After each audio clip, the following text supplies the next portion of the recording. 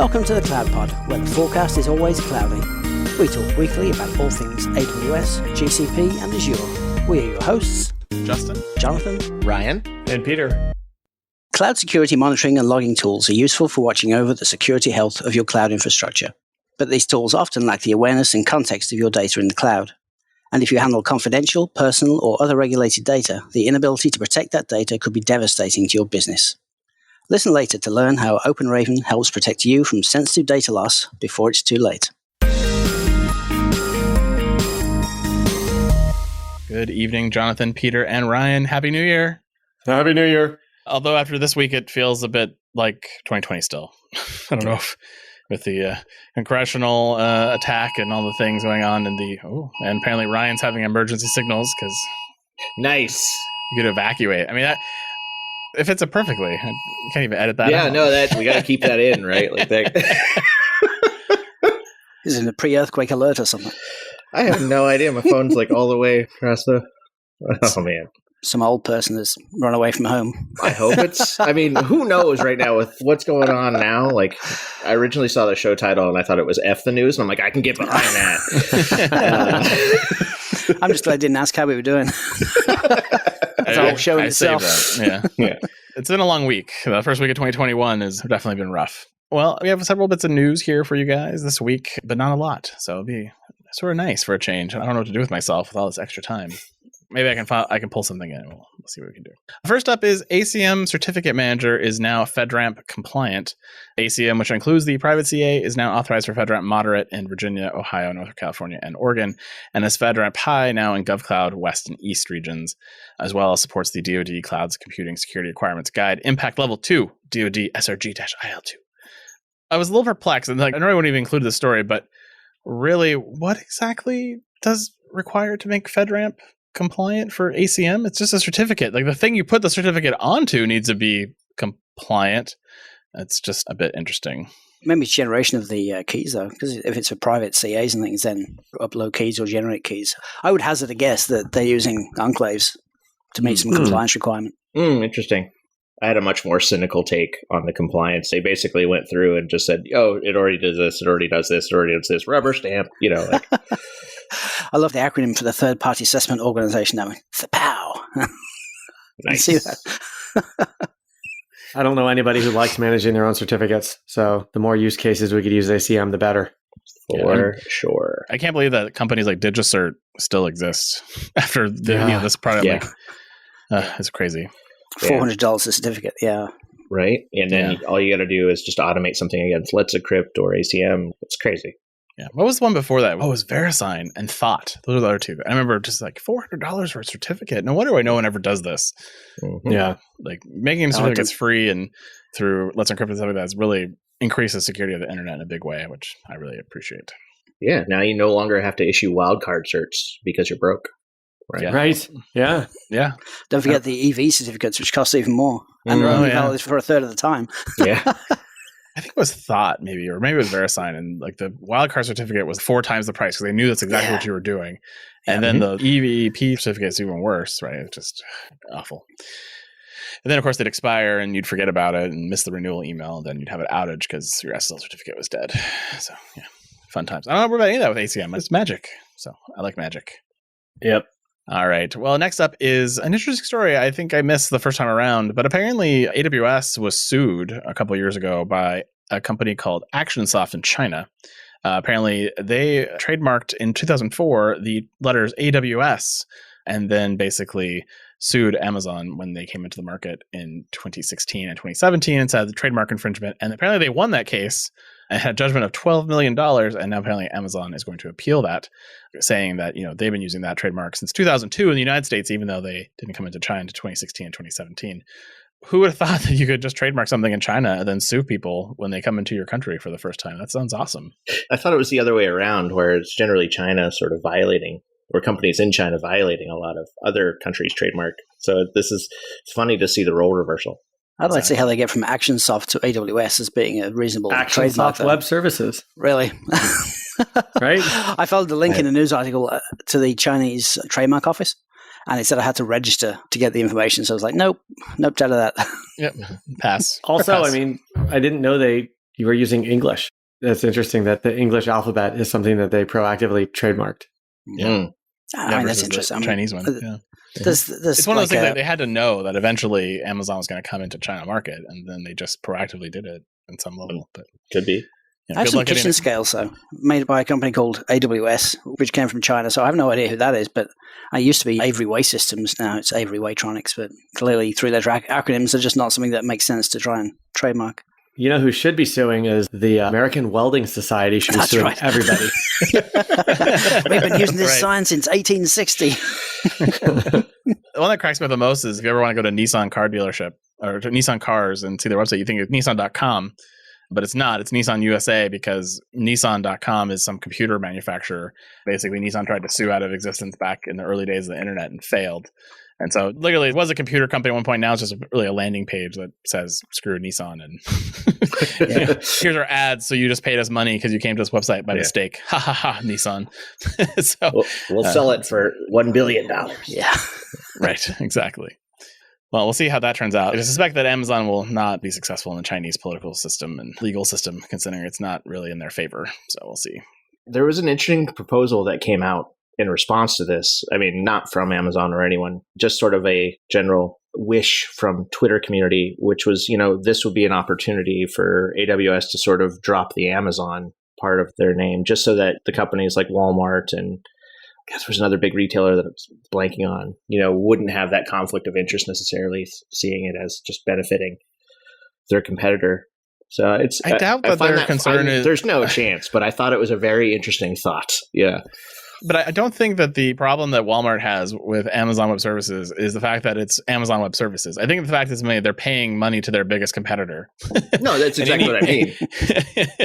But it would be a way, or at least an opportunity, to begin distancing those two companies. Because they're still one company, they are very separate business units. And one could exist and make a ton of money without the other.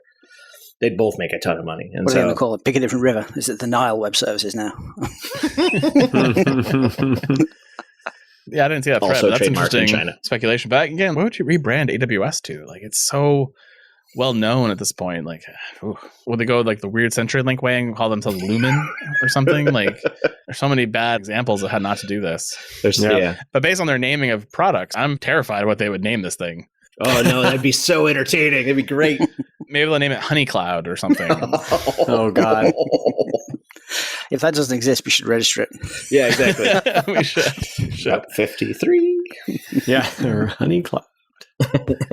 All right. Next up is a New Year's gift from Amazon Web Services. If you're a big user of SQS, they are giving you a discount now based on tiered pricing for your monthly API requests to SQS. Tiered pricing will provide you discounts based on your monthly usage, and we'll get as low as 24 cents per million requests for standard queues and 35 cents per million requests for FIFO queues.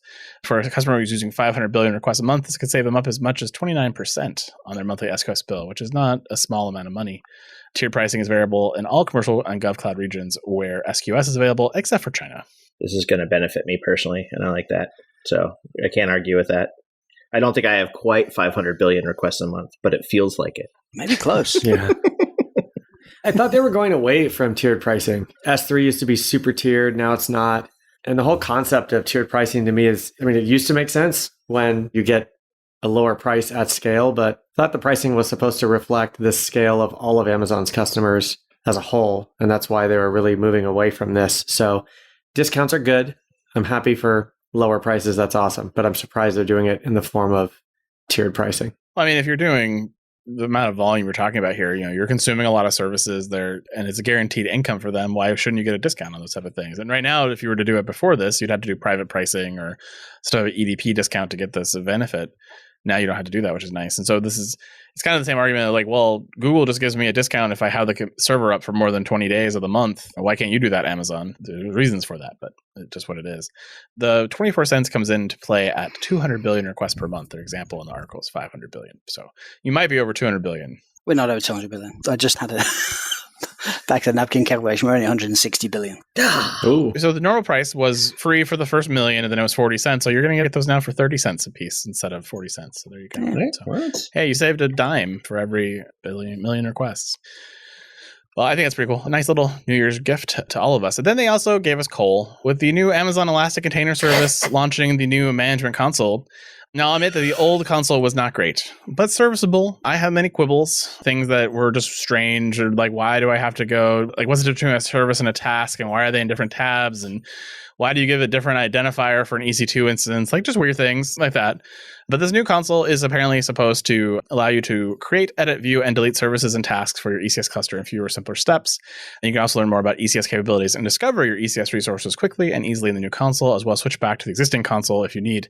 The new experience will be continuously updated until all functionality is ported over. And it also includes a new wizard for creating new services and tasks and ALBs and all that stuff as well, which is probably where the failures are. And I'm going to turn this over to Brian, because I'm sure he's got way more experience with the ECS console on this new UI than I do. Oh, do I? The first time I got exposed to the UI was troubleshooting an outage. And so the last place that you really want to learn new features about a service is when you're in firefighting mode. And so helpful pop-ups of now you can find the stuff over here was very frustrating. But, I get why they do that kind of thing because no one reads documentation. But it is sort of frustrating when you're going through it. I like improvements to the UI. I just wish they were a little better. I like the idea that they're combining services and tasks and the instances they're running on into a single view, because that was really the biggest fault with the existing UI. But to strip out the functionality that they did, where I can no longer view specific metrics about those services or tasks. I can no longer just group all the logs from CrowdWatch directly in one UI anymore. And other than that, it just feels like the same sort of React stuff that they've been pushing out, where it's caching certain values from previous searches and it's not caching the other ones, and it's really inconsistent in the browser behavior. So I want to like it because I like them improving things, but with all their recent changes, as always, while I want to like it, it sort of just aggravates me. They make changes that I don't think are necessary, and they're just disrupting the flow of things for no real benefit. So, I think they're optimizing for developers who want to click through things to play with stuff, and they're not optimizing for people who have deployed things with infrastructure as code and they resort to using the console for debugging. There's two completely separate use cases. That does speak volumes, right? Like, because creating a new resource makes sense for a company that makes money on running resources. I get why they would prioritize that, but yeah, that's not typically my use case. I'm typically using that after it's running the UI. So maybe I'm just not their user base. It's pretty amazing, though. It seems like of all the amazing services that all the hyperscalers have developed, brilliant stuff, that everybody has such a hard time with UIs for it. Because it's engineers making stuff for engineers. UI is never a strong suit in that area. I don't know. Like, the Google UI for a lot of its cloud services is really slick and intuitive, and I have an easier time navigating it until it gets into the actual meat of the services where I lose all sort of comprehension. Like, Google, as a company, they made a great UI for Google.com. It's awesome. Yeah, it's perfect, right? It's exactly what I want. Exactly. And I haven't spent some time with Google Console in probably 6 months or so, but last time I used it, it has this problem of, yes, it's intuitive and it's logically grouped out, but then when you're like, okay, well, now I need the advanced settings of this thing, that's where it falls down. So if you want the simple stuff, super easy to find, super easy, nice wizards, nice walkthroughs. Then you're like, okay, but I want to turn on this weird TLS encryption level feature, and you had to go find it.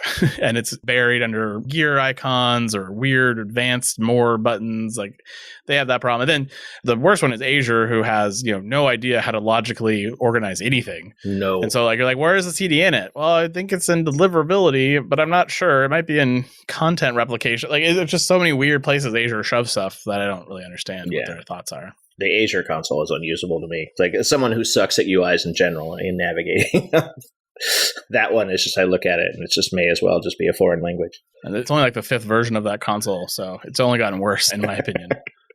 You should have used the premium console. Yeah, that's right. But I'm too cheap for the premium console or the ultra premium console. So I guess ultra premium would just be professional services doing everything for you, right? That'd be the ultra premium option. All right. Well, GCP wants to help you find logs fast with their new tail-f functionality in cloud logging. And this is not actually tail-f. To run this amazing command, you run a command called gcloud alpha logging tail, !severity greater than equals error. quotation mark, to get to the logs for new deployed applications. It's going to be further filtered down if that is too much data for you by adding additional ands or ors, and this will all display directly to you in the command line, so you can tail just like you are used to with a command line utility, but in the actual Google Cloud interface. You can also connect this on the console with a much better interface, which is a GUI that allows you to stream logs, pause them, explore, and link them to traces, etc. But apparently they did this because it was demanded by their Linux users. They wanted a tool to mimic this behavior. So thank you, Linux users, for giving us gcloud alpha logging tail, which hopefully, once it goes into production, will become gcloud logging. But because it is still in preview, it's an alpha. And then they'll break it when they change it to beta, which will piss everybody off, and then they'll finally come to whatever it is. So, yeah, I mean, I guess I like the feature. I just wish it was called something else, and I wish the user experience for the command was completely different. That's it. That's all I want different. There's no that meme. I like it, but not a lot. That was what you just said. You could just create your own little alias, though, and name it whatever you want. And I think it's pretty cool when at least they're looking at the normal workflow and user interface that the users are comfortable using and trying to mimic those. I think that's super cool. Mm-hmm. One thing I like is the sort of conditional on the severity is greater than error. I love that idea of actually doing those comparison of non-numeric values and really having the logic clued in so that you can sort of like, I want more than this basic level of logging. And I'm sure that the inverse works as well. So it is very neat, and it is definitely an improvement. I love reading logs because I don't have enough hobbies. So, and having those conditions work live and not have to run a job to ETL the stuff to strip out the things you don't care about, and all of a sudden you can only see things that are 15 minutes old. Mm-hmm. Yeah. Well, moving on to Redmond and Azure. First up is the Azure Health Bot, which is just the Microsoft Health Bot, but with a fancy name and some new functionality as well. That new functionality allows it to basically tie in directly to your Azure organization to allow you to use Azure's enhanced tooling, security, and compliance offerings. Customers will be able to seamlessly migrate from the Microsoft Healthcare Bot to the Azure Healthcare Bot, a few simple steps and no downtime. As a native Azure service, Azure Health Bot benefits investments in Azure security as well as comprehensive compliance coverage of any cloud service provider, as well as a standard Azure management tools and a 99.9% SLA commitment. Currently only available in East US and West Europe regions, with 6 more regions coming over the next few months. And there's a quote here from Kate Judge, Executive Director at American Nurses Foundation. As part of our well-being initiative, we created the Stress Self-Assessment Tool using the Azure Health Bot. This tool offers an anonymous way for nurses to check on themselves and receive guidance to safeguard their well-being. The bot helps nurses discover and make use of a variety of evidence-based ways to build strength and maintain health, like peer support, guided relaxation, apps with well-being tools, and webinars. So there you go. It reminds me of that the joke, isn't it? You call up and, Doctor, I feel like people are ignoring me. Press 9. It's funny because every time I see Azure and bot in the same sentence, all I can imagine is Clippy. Oh, God. And like, Yes. you know, like it's Clippy talking at me. And so like, it's funny to think about how old Clippy was. You know, they're so ahead of their time in the sense, like now everyone's about these AI learning bots or, you know, customer service bots. And in one sense, it's really like kind of a technological marvel. On the other hand, it's Clippy and sweet God, go away. I love Clippy. Especially when he asks things like, would you like me to annoy you constantly or just some of the time? Surprised only 99.9% though, because if it's really for use in healthcare, then that there are normally more strict availability requirements. I mean, it's an SLA, so there's the contractual promise and there's the actual uptime, right? That's, Yeah, I remember when Clippy was, you know, Microsoft was trying to make Clippy a big deal, and they had a bunch of different animations you could do, like a little magician or a little sorcerer Merlin guy, and they had a bunch of others. And one of the very first programming things I ever learned in school was how to program one of those little guys to come on the screen and talk, which was sort of, you know, one of those things that like, Microsoft, this will be the future of these Clippy things. And then, you know, that died a horrible death. And it was like, oh, that's my first experience with products that fail. Yeah. But I've got a lot invested in this. Yeah. I had a whole project, and I think I got a B+ on that test. Nice. He didn't like the humor I put into the bot, but see, teachers, subjective. Didn't get you. Just didn't understand. Just didn't understand. You think they rebranded it so that the revenue would roll up under Azure instead of Microsoft? I mean, if it's making that much revenue to make a difference, then sure. Yes, that's exactly what they did. Well, pennies count now. Well, this fantastic headline from the Register says, this better not be a cruel prank.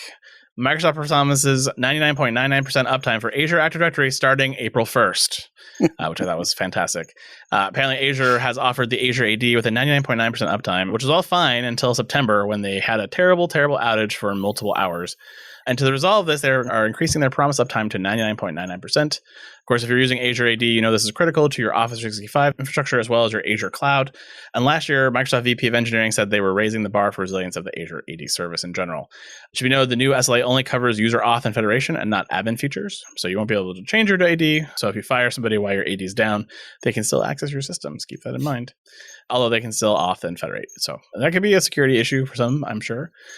Some of the things that they have implemented, now this isn't just a contractual thing, as Ryan would have pointed out just a minute ago. This actually has some backing to it. They achieving the higher uptime, including increasing the fault domain isolation model to limit failure to a subset of users. So when it does fail, it only impacts a smaller user population.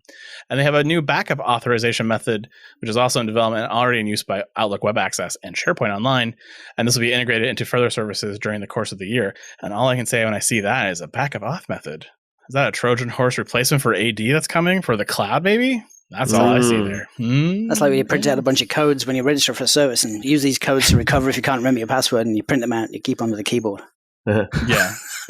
I just saved them to my Dropbox, which it says specifically, don't save this on your computer. And I'm like, no, it's in my Dropbox. It's in the cloud. Because if I printed them out, they'd be gone. I have no idea where they'd be at this point. Yeah. Hopefully the back auth method doesn't require a htaccess file on every box. Hopefully not. Well, apparently Azure is also releasing some new UIs this week with the new application change analysis, which has a new UI to show you changes in all Azure resources under a selected subscription. The previous version of the UI apparently showed you only a limited number of change entries per page, and there was no way to filter out noisy entries such as resources with 0 changes. Apparently, strong feedback was received, as they should, because that sounds terrible. The limitations block manage multiple resources and viewing change at scale, and so the new UI supports querying and loading for change at scale, so you can filter by resource type, change detection time, and view all changes on a single page. You can check out the new UI because you won the lottery and are being A/B tested, and you already have it, or you can force it through a feature flag linked in the article if you're curious about this. I like the fact that they're allowing people to opt in using feature flags. You know, that's kind of a neat thing. A lot of UIs are starting to do that, like try our new experience, which I always sort of appreciate being able to make that choice myself. That's it. I haven't used this UI, but I already could tell you I hate it. Amazon forced the new UI on you and then gave you an option to roll back, but you just still didn't click the button when you're in the outage. I did, actually. I clicked the button immediately because I was so frustrated, and then I felt guilty because I do like progress. I do like change, and I kind of got to give feedback, and so I turned it back on. And they got mad all over again. This is a very quick peek into the highlight of my day. Like, this is how I work. I'm like, no, I know this sucks, so let me turn it back on so I can tell you how much it sucks. Those account level feature flags can be a bit of a chore, though. I think about when you set up a new Amazon account, there are some magical things that you have to set, some attributes that you got to set at the account level. I don't know. It's not always I prefer the feature intuitive. flag when it's just a URL or something you append to the URL where you basically, new equals true or something like that, and then you basically get the new experience. I prefer those versus account level or something I had to go into a settings panel and hit change, especially when they're changing the settings panel, which is always fun. Like, I went to the thing, I clicked the button, and then everything changed, and I hate everything, and I can't find where that button is to turn it back off. And all the documentation references the old way of doing things, which doesn't exist anymore. Yeah, right, exactly. The button to turn it back off again is in the old console that you can't get to because you turned it off. Yep. All right. Well, that's it for our big three. So to pad the showtime, because that's what I do, I pulled in an Oracle story for you guys.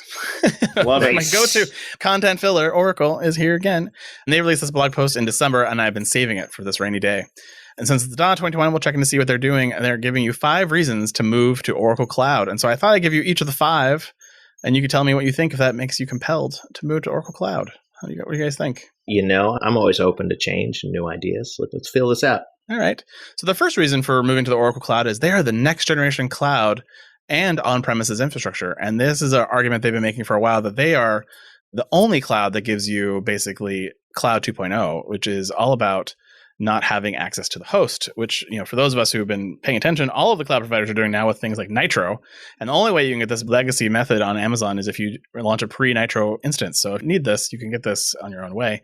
As well as the other part of this, their meaning is you can use their autonomous stuff in their data center. So like Unbreakable Linux, as well as Unbreakable Oracle and all the things. And I did see Unbreakable Linux today before you guys call me out and say, wait, they still have that? Yes, they still have Oracle Linux. And they just announced that they are going to be supporting Red Hat 6, because CentOS 6 is going away, of course. And so they are trying to fill the gap with their new Oracle Unbreakable Linux 6 for you. So just keep in mind. But that's the first reason. So what do you guys think? Next generation cloud the only next generation cloud, Cloud 2.0, and on-premise infrastructure using their autonomous stuff in your data center. If they restricted this down to compute, I still wouldn't agree with it, but I would at least feel like it wasn't just this glaring lie. I mean, I have Oracle DBAs that still have to maintain Oracle databases. So until that goes away, I'm sort of suspicious about unbreakable Oracle. Yeah, when I read this article, most of the article is really targeted at people deciding whether or not to move to the cloud. And so it could be argued that a lot of what they're saying is that they're better than on-prem, not they're better than some of the other cloud providers. So sure, these are 5 great reasons to move to Oracle, but we've only given you one, so. Yeah. And it is phenomenal. It's fantastic. So the second reason to move along is autonomous operations, highlighting their autonomous features and how everything will just run magically in their data centers. It's never that easy. It's more nuanced, in my opinion. But if you have a ton to spend on Oracle licensing, maybe this is a good way to get a good break. That's my call. But that's the next one, autonomous operations, automatic cloud management, because that's never failed anybody. I mean, again, this is one of those things, if it were true, it would be fantastic. There's entire, industries and companies that are built on trying to provide this. And I do believe that continuing to strive towards autonomous operations really is a smart investment. It is the future.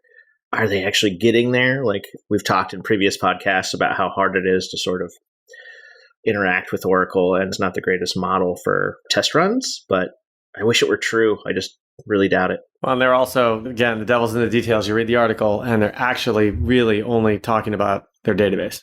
Mm-hmm. Well, the third one is their choice of deployment. You can run it on-premise or on the cloud. You can't do that if you're only in your data center. True. I mean, there's only Google Anthos, and now EKS, ECS, and Outposts, Azure Stack. I mean, this is your reason to choose Oracle Cloud. Like, everyone else has this too. Thanks for playing. And can you?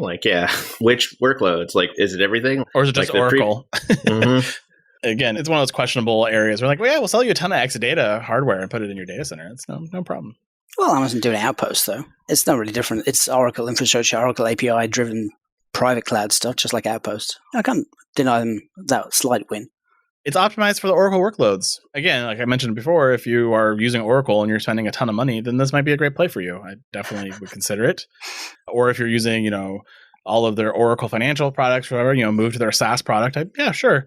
I can't think of a better way to offload my Oracle junk to someone else who cares. I always thought optimized for Oracle workloads meant that it came with a built-in credit card reader. Nice. Should have saved that. Yeah, you move that to lightning round, you get the first point of the year. Yep. Yes, he would. And then the fifth reason is the better price performance of the Oracle Cloud. And I would argue this one that every cloud has things that are cheaper at and more expensive at. And perhaps Zoom, and you're using a lot of networking, Oracle's network is super cost effective. So definitely check that out. Your experience will vary. Do your testing, do your validation, and don't just go on this blind better price performance, because it may not be true in all cases. May not be true. Well, when you're spending $50 million in Oracle licenses, I'm sure they can afford to subsidize the cost of networking a little bit. And, the optimized for Oracle workloads, it fits right in with my multi-cloud strategy. That is how I believe multi-cloud should work, right? If I have a whole bunch of Oracle workloads and it's more price effective to run it in Oracle Cloud and it's going to get better support, this is a compelling reason to just have that workload in this cloud, and I would have my other workload in other clouds. That's how multi-cloud should work, not just a single workload across multiple clouds. Right. The right workload in the right cloud. Mm-hmm.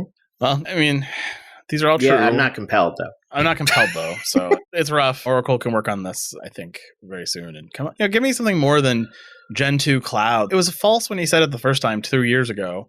It's still false now. Give me something better. And this autonomous stuff that's supposed to be automatically configuring your cloud, stop buzzword bingoing me and actually tell me what it does and how it works. Because all I hear is Azure AI, where they're automatically going to close firewall ports. I'm like, that sounds terrible. I don't want that. What could possibly go wrong? Exactly. So yeah, keep it up, Oracle. We'll keep an eye on you and see what you guys bring to the table, but try harder.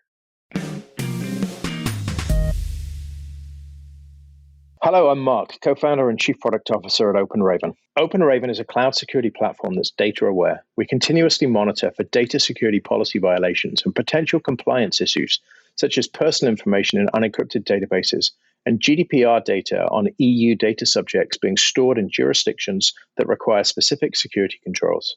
Get notified immediately with email, text, or Slack or drive incident management workflows by sending data through AWS Event Bridge to your security orchestration and event management tools. You can quickly visualize and triage policy violations using the OpenRaven console and easily automate workflows to resolve the violation and prevent data loss before it happens. Visit openraven.com/thecloudpod to learn more and start a free trial to discover, classify, monitor, and protect the data you have in the cloud.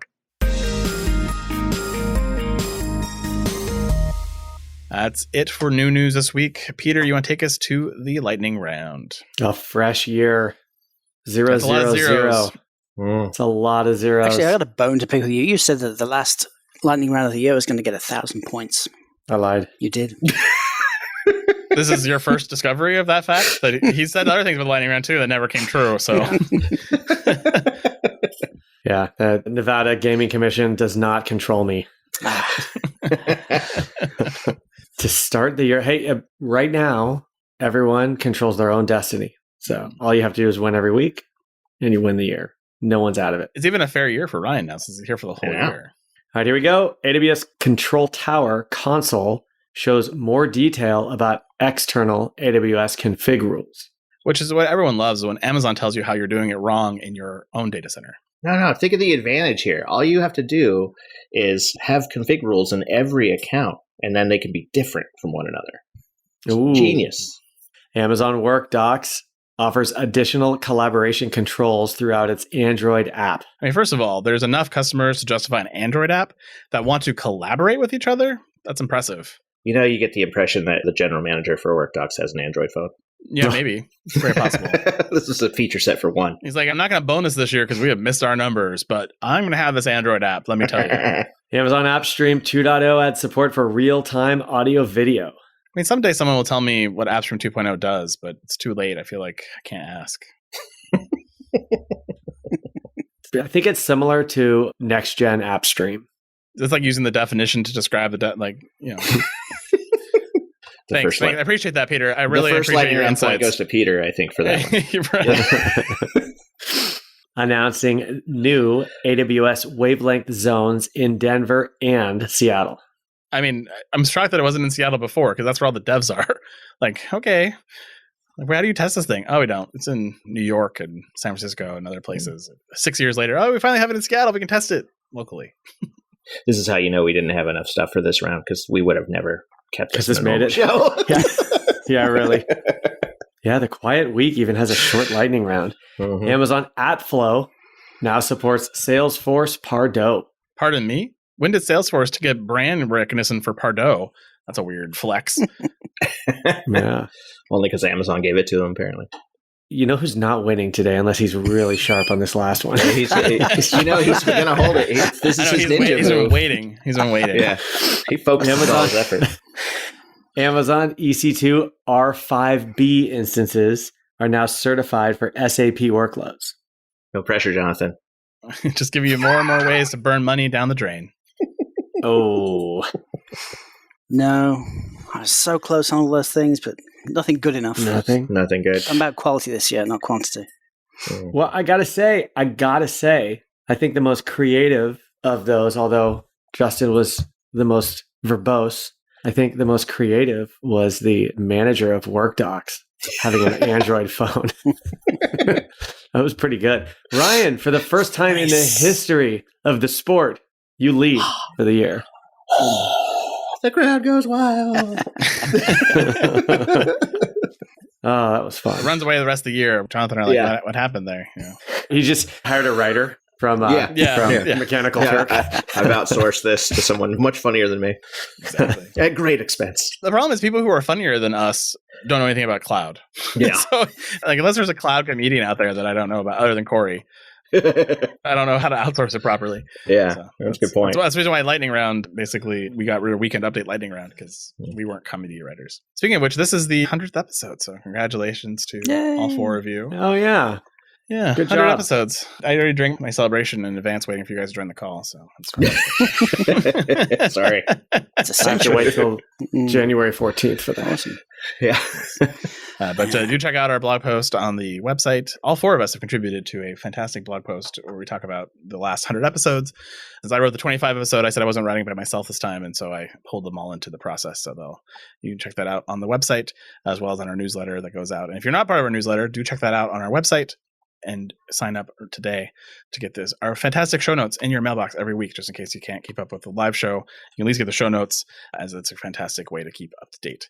And because it is our 100th episode, we are trying to offload the hundreds of stickers that I have in my house by discounting all of our stickers by 75%.